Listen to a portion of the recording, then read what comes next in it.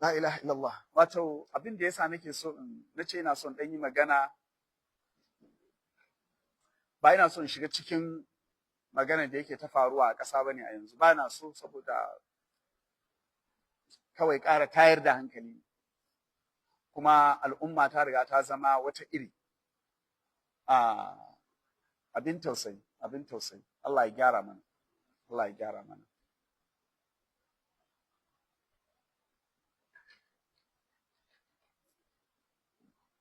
Wanda muke tare da shi duk kuskurensa, duk barnansa yana da tawili, yana da wajen da za mu iya awwalawa mu sama mashi mahmali mai kyau.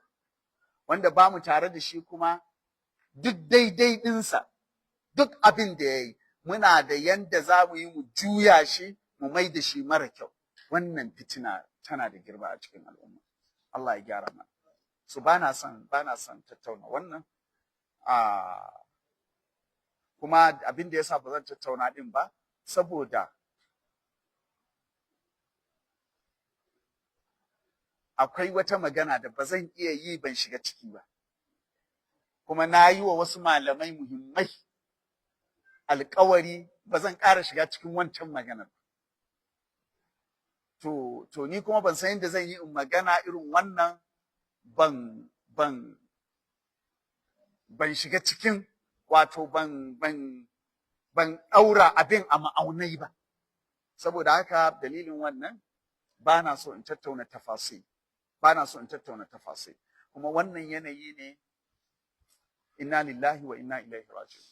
Ko me muka yi,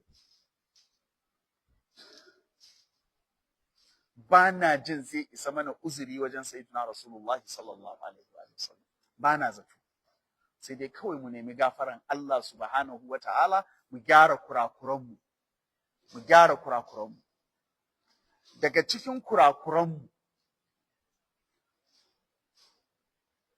shine da muke ta ƙoƙari mutane kaman ba su fahimta ba ne, kaman ba su so su fahimta ne, to Allah ya buɗe zukatansu su fahimta. Allah ya buɗe zukatan ƴan uwanmu da ba su fahimce mu ba, su fahimci me muke son. Jama'a, da a ce